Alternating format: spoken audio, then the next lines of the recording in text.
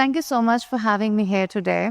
And thank you so much, Mr. Bari, for that really enlightening discussion that you've had with us. The only difference is that I'm going to take it a step further. While you talked about learning, I'm going to talk about how the most important learning you need to do is to learn yourself before you learn about anything else.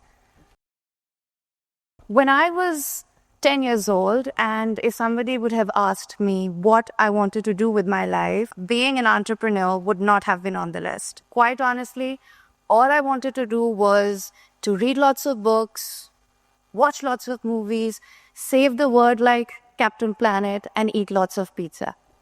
But here I am, standing in front of you today as a successful entrepreneur who just gets to eat pizza maybe once a month. So life has a very weird way of taking you to places that you're supposed to be.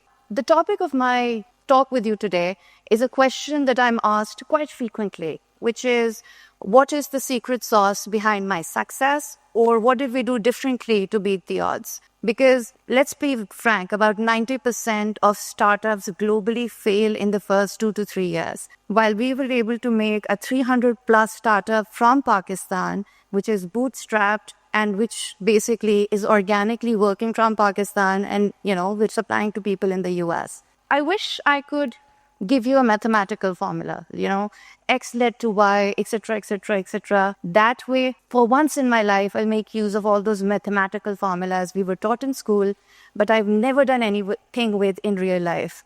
No maths teacher was harmed with this comment. Or I could maybe just peg it to plain old Pakistani luck. A little bit of divine intervention is required to spur you in life. Ask the Pakistan cricket team, for example. But the truth is that, yes, luck is important. Yes, divine intervention, motivation, hustle play an extremely important role. But there is another force that does not get the kind of recognition in business schools, in entrepreneurial courses that it should. And that force, my friends, the one factor is self-awareness. Knowing yourself, knowing your weaknesses, knowing your strengths. And thus, it is my hope today that by the end of this talk, through my own personal experiences and a bit of empirical evidence, I will be able to prove to you that the most important meeting that you're ever going to have in your life is not with your college counselor, is not with your teachers, is not with your friends, your peers, or even a business investor. It is a meeting that you're going to have with yourself. Let me take you down memory lane. I grew up, my first meeting happened when I was a kid. I grew up in Pakistan during the 1990s, and during that time, there was a very clear manual of what girls were supposed to be like. This is me at the age of 10. Clearly, I did not fit the manual. I was tomboyish, I was loud, obstinate, and a lot of times I was unaware of what I wanted. I got what people like me generally get in schools, misfits. Girls are not supposed to be like this, they're not supposed to have hair like that, they're not supposed to look like that. But rather than shrinking away, I decided that if I was not going to win by fitting in, I was going to win by standing out. So I worked hard, I topped my boards, became the valedictorian of my university, and landed up with a full scholarship to the London School of Economics. That was my first foray with self-awareness. So that was my first foray with self-awareness. Knowing who I was, knowing who I wasn't, and then doubling down unapologetically and owning up to what I was. So remember one thing in life. Self-awareness is going to help you figure out your unique value proposition. And when it does, I want you to go ahead and grab it. The second time I remember self-awareness playing a big role in my life was during what I call the decade of big decisions, my 20s. I was 21 and standing at a crossroad. Brilliant students like me had 3 very obvious career choices. You could be a doctor, you could be an engineer, or you could be the top of the food chain, a CSP officer. So I decided that I'm going to pursue the CSS exam. I got the books, started talking to mentors. Everybody around me was very happy. But one day when I sat down and asked myself, is this what I want to do? By any chance, if I do make it in the exams, will I be successful at this particular career? Would I be happy in this particular career? And the answer was no. Because just like my brilliant military father, while I was brilliant, I was fiercely independent and allergic to hierarchical structures. So I knew for a fact that I would not be able to succeed in a system that values obedience rather than valuing ideas. So I said no. I had no plan B. I didn't know what I was going to do with the rest of my life.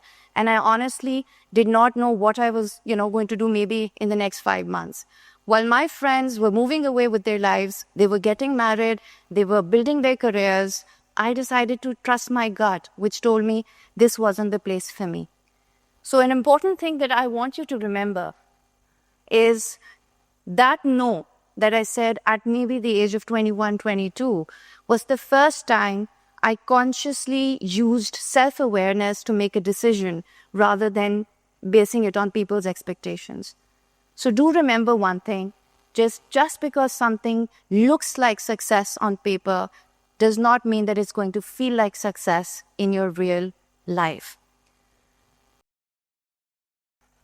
It's kind of weird that, I'm a businesswoman and I talk about profit, ROI, profit margins every day, yet I'm standing here in front of you advocating for one of the softest skills out there, understanding yourself, rather than talking about hard skills or technical skills or even AI.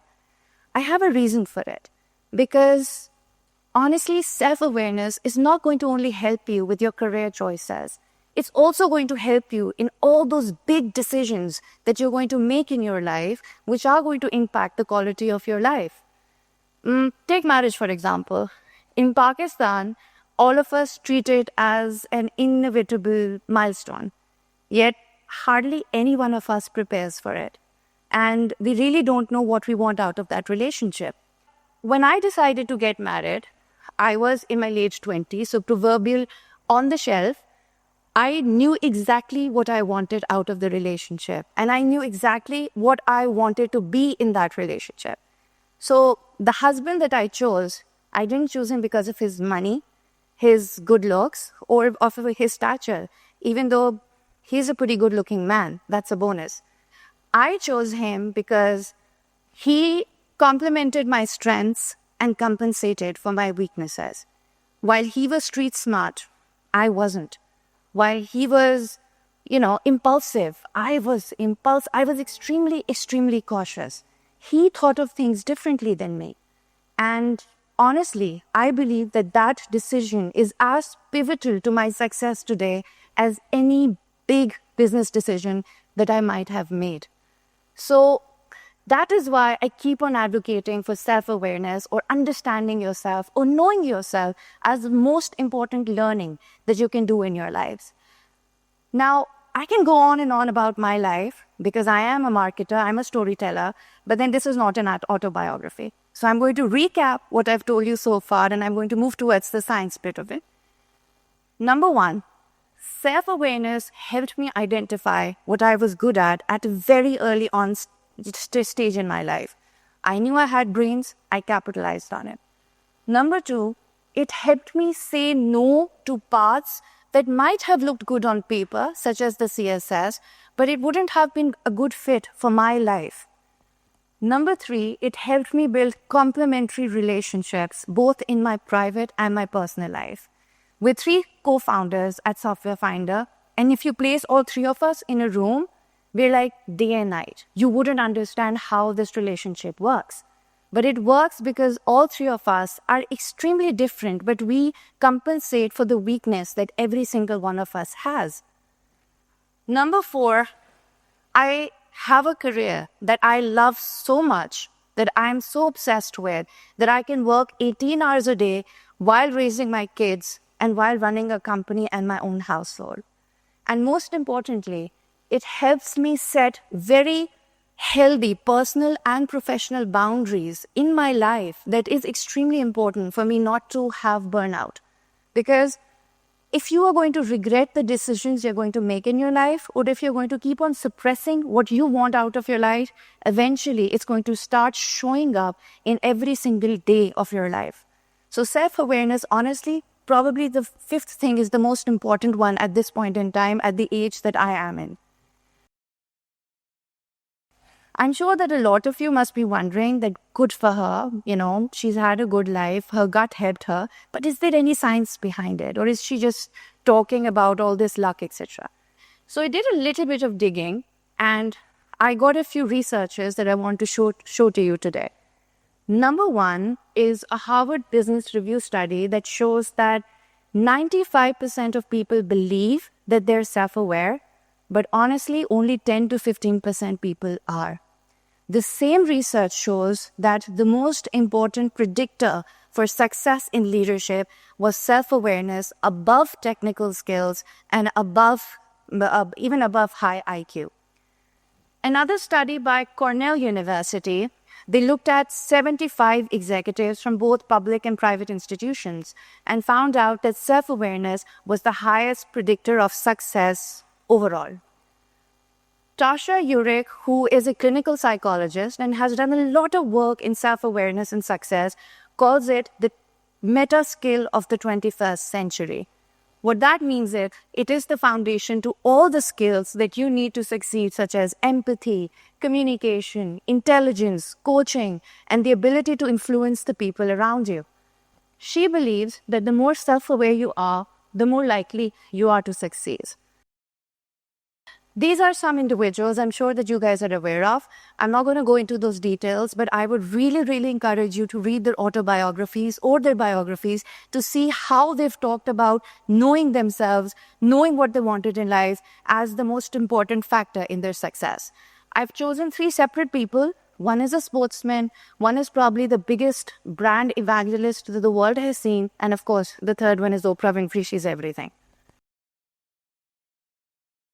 I've talked about my personal experiences. I've also talked about how the science is talking about how important it is and that a lot of us do not understand who we are and it doesn't come naturally to us. So right now, I want to talk about a few ways, very small ways that you can start having or scheduling this meeting with yourself. There are psychological frameworks out there such as morning paper, etc. that you can look into or even ChatGPT. But these are the 4 things that I do in my life, and I hope that if you start doing it, you'll see the difference that I'm talking about. Number 1 is follow your energy. A lot of us believe that our strength is something that we're good at. But honestly, it is also something that lights it up. When I was in university, strategizing and debating was something I loved doing. For some of you, that might be playing on the cricket field or soccer or coding or even playing video games with your friends. Pay attention to that energy. Number 2 is ask others. You'd be surprised how a lot of us are so unaware of the gifts that we have. Now, my co-founders tell me that I have this uncanny ability that I could look at big data and rather than pulling it through multiple, tools, I can honestly just come up with actionable intelligence at that point in time. I thought that that was very common. They tell me that this feels like magic. So ask the people around you, what are the things that they see you light up with? I give you another personal example. Like my son, he's 10 years now, and since he has been 2 years of age, he's been building cities. He used to make them with pencils, then he moved on to Lego, and now he builds them on, his PlayStation, etc., etc., etc. He also loves learning about Sparta, all these weird things that, doesn't really work with the generation today. As a parent now, my job is that I've seen where his interest is and I need to nurture it because he might not, my mom hates it because she wants him to be in maths or, medicine and all those areas. But quite honestly, I see where it's going and I don't think mom is going to be a doctor anytime soon. The other thing is to study your failures. In life, every time that I've been put in a hierarchical structure or every time that I've been asked to do things just because they're the right things, even though I did not believe them, I have failed miserably. In your particular case, you might not be good at numbers, but you might be good at art. So maybe math is not your field, creativity is. Treat failure as data. And then learn to experiment. Self-awareness is not an eureka moment. It is not a light bulb going over your head moment or an apple falling on your head. It is something that you need to A/B test, experiment again and again until you're able to identify exactly who you are and what you want to be or what your strengths or your weaknesses are. So the goal isn't to build the perfect version of yourself. The goal is to build the clearest version of yourself. Something that I've learned in life as a founder, as a speaker, and more importantly, as someone who's still trying to figure it out, is that you don't have to be the smartest person in a room. You don't have to be the most confident or the loudest person in the room. But moving forward, the way things are changing, the way technology is changing, the way global, events are happening, you do want to be the clearest person in that room.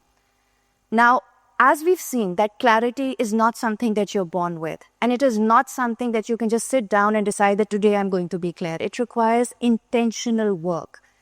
So this is what I want you to start doing. I call it an internal board meeting. Every week for 10 minutes, just sit down with yourself without a phone, without anybody around you, you and a piece of paper in a separate room, and ask yourself 3 questions. What went right this week? What felt off? What is something that you want to do more of or less of in the coming week?